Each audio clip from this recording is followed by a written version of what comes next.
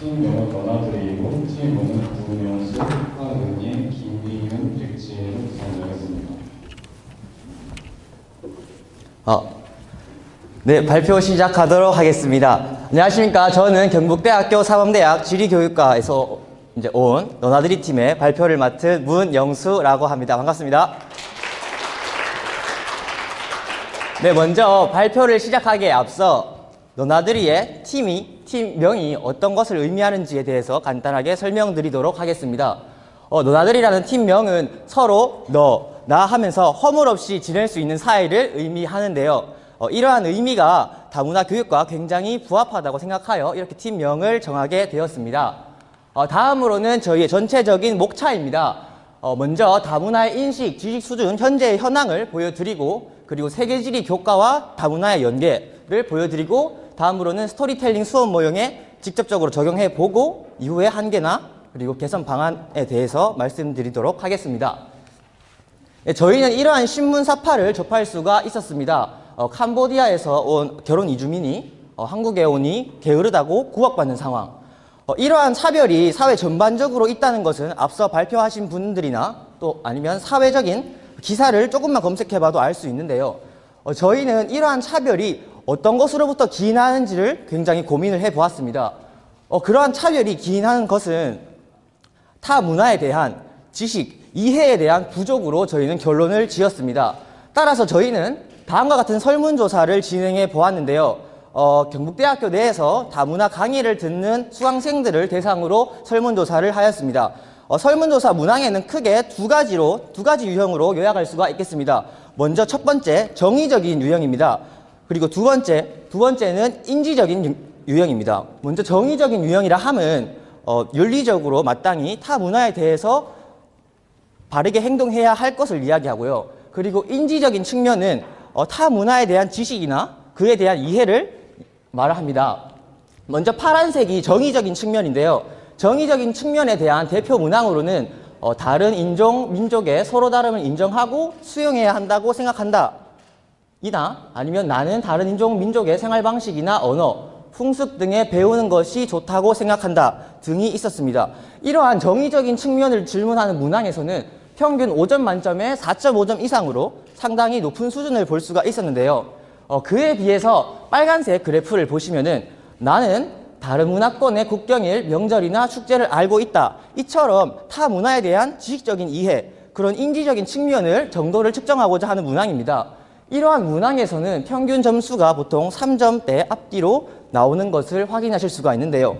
이 외에도 인지적인 문항을 묻는 대표 문항으로는 필리핀의 주요 종교가 가톨릭교이다 라는 질문 문항에 대해서 아니다라고 대답하는 학생 수가 굉장히 많았습니다.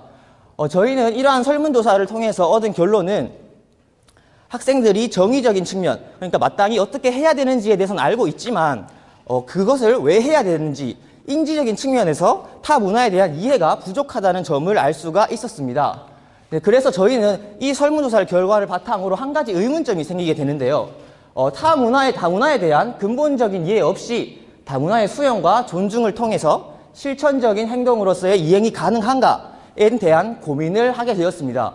이에 대한 해답으로는 다문화에 대한 근본적인 이해를 위해서는 다문화에 대한 지식이 필요하고 그것을 세계지리 교과를 통해서 성취할 수 있다고 생각하게 되었습니다. 네, 먼저 이 표를 보시면은 이 표는 학생의 다문화적 역량 수준을 나타내는 표입니다. 선행 연구 자료나 아니면 저희가 설문조사한 자료를 토대로 이 표에 대입을 해본 결과 우리나라 대학생들이나 학생들은 의식 단계에 머물러 있고 이 의식 단계에서 기능이나 태도적인 정의적인 측면은 충분히 수준이 높지만 지식적인 측면에서는 상대적으로 낮다는 점을 보실 수가 있습니다. 밑에 아래의 표는 지식 측면에서의 의식 단계의 상세적인 내용이고요. 다른 문화에 대한 지식과 자신이 속한 문화 집단과의 공통점과 차이점에 대한 지식이 부족해서 아직까지는 이해 단계로 나아가지 못하고 있는 상황입니다.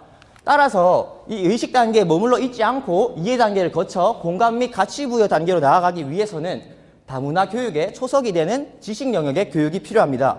이러한 초석을 세계지리를 통해서 지식을 쌓을 수가 있다고 저희는 결론을 짓게 되었습니다. 네, 조금 더 구체적으로 세계지리 교과에 다문화 교육에 있어서의 적용을 말씀드리도록 하겠습니다. 먼저 세계지리는 자연환경과 그리고 그 특정 지역의 문화를 배우는 교과입니다. 그 특정 지역의 문화만 배우는 것이 아니라 그 문화가 어떻게 형성되었는지 자연환경적, 사회문화적인 맥락을 통해 함께 배우는 과목이기 때문에 다문화에 대한 근본적인 이해와 그와 더불어 인지적인 이해를 성취할 수가 있겠습니다. 네, 조금 더 상세적으로 말씀드리도록 하겠습니다. 세계지리는 각 국가나 권역의 자연 및 인문 환경에 대하여 종합적인 학습을 추구하는 학문입니다. 또한 빠르게 변화하는 세계와 시대에서 능동적으로 대처할 수 있고 다양한 문화의 다양성 가치에 기초한 글로벌 리더십을 지닌 학생들을 육성할 수 있습니다. 따라서 이러한 타 문화에 대한 지식을 바탕으로 다문화 감수성의 성장을 요할 수가 있겠습니다. 네, 다음 보시는 표는 2009년 개정 교육과정의 세계지리 교과의 단원 구성입니다. 네, 특징적으로 눈여겨볼 수 있는 단원은 3단원인데요. 3단원은 세계 여러 지역의 문화적 다양성입니다. 이 단원의 중단원으로는 세계의 민족과 언어, 세계의 종교문화, 음식문화, 축제문화 등이 있습니다. 이러한 중단원의 주제가 다문화 교육에서 요하는 그러한 교육의 가치, 그리고 저희가 교육할 수 있는 교육의 주제가 상당히 일치하고 관련성이 높다는 것을 알 수가 있겠습니다. 다음은 방금 말씀드렸던 중단원에 대한 학습 목표인데요. 이 학습 목표를 세부적으로 보면은 세계의 각 지역의 고유한 문화를 이해할 수 있고, 그리고 문화 지역에 대한 깊이 있는 이해와 넓은 안목을 기를 수가 있다는 점을 미루어 보아 세계지리와 그리고 다문화 교육이 학습 성취 목표나 그리고 가치가 상당히 관련성이 높고 비슷하다는 점을 알 수가 있겠습니다. 다음은 2015 개정 교육과정의 세계지리 교과의 단원 구성입니다. 여기서 눈여겨볼 수 있는 점은 지역별로 문화권을 구분하고 이 문화에 대한 기후적인 요소나 그 문화에서 나타나는 환경적인 요소 등을 지식을 습득을 할 수가 있겠는데요. 여기에서 한 발자국 나아가서 저희는 수업 모형을 하나 적용해서 좀 더 구체적으로 말씀을 드려보려고 합니다. 저희가 정한 스토리텔링 수업 모형에서는 총 3단계로 이루어져 있는데요. 저희가 이 모형을 고른 이유는 아까 전부터 말씀드렸다시피 관련성이 굉장히 높고 그리고 배운 지식을 학습자가 내재화할 수 있는 그런 좋은 수업 모형이라 생각되어 이 모형을 고르게 되었습니다. 네, 세부적으로 들어가 보겠습니다. 먼저 첫 번째 플랜 단계입니다. 계획 단계인데요. 이 단계에서는 먼저 몬순 아시아와 오세아니아라는 대단원을 설정하고 그에 대한 중단원으로 자연 환경에 적응한 생활 모습을 예로 들어보도록 하겠습니다. 여기서 교사가 중요한 역할을 하는 것은 학생의 흥미를 유발하여야 합니다. 다음과 같은 그림 오세아니아와 몬순 아시아가 나타나 있는 지도를 통해서 특이점이 굉장히 많은 지도인데요. 이 지도를 통해서 학생들이 오늘 어떤 걸 배울지 그리고 또 뭐가 있는지에 대해서 개괄적으로 볼 수가 있겠습니다. 그리고 선생님은 주요 개념을 개괄하고 그리고 그 주요 개념을 선정을 해야 하는데요. 그 주요 개념에 대한 예시로는 자연 환경이나 열대 몬순 기후, 열대 우림 기후, 종교와 같은 주제를 선정할 수가 있겠습니다. 그리고 다음은 스토리텔링 중단계 전개 단계인데요. 이 단계에서는 교사가 오세아니아나 몬순 아시아에 관한 관련 자료, 관련 기사 등을 자체적으로 스토리텔링화하여 학습자에게 주제를 공유하는 단계입니다. 이 단계에서 학습자는 선생님이 해주신 스토리텔링을 이해하고 그리고 다른 학습자와 함께 토론하고 토의하면서 예측을 할 수 있는 단계인데요. 이 단계에서 가지고 올 수 있는 기사의 예로는 올해 열렸던 자카르타 아시안 게임이 있죠. 그 아시안 게임에서 베트남 축구 대표팀 감독을 박항서 감독님이 맡았습니다. 이제 베트남은 굉장히 더운 열대 몬순 기후 지역인데요. 한낮의 기온이 굉장히 높습니다.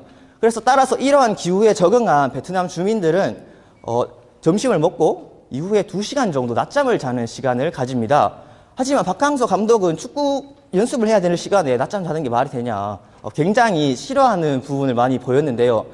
결론적으로는 축구팀과 박항서 감독이 합의하에 오후 4시부터 진행하는 걸로 마무리가 되었습니다. 이러한 관점에서 학습자에게 이제 가르쳐 줄 수 있는 지식은 문화 간 차이에 있어서 나타나는 갈등을 다문화적인 지식의 이해를 통해서 그 갈등을 원만하게 합의할 수 있고 어떻게 왜 그렇게 발생하는지 자세하게 알 수 있다는 점을 가르칠 수가 있겠습니다.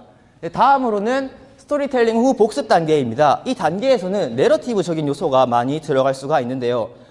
예를 들어서 학습자가 그 배운 지식을 자신의 것으로 만들어내는 그런 복습의 단계라고 생각하시면 됩니다.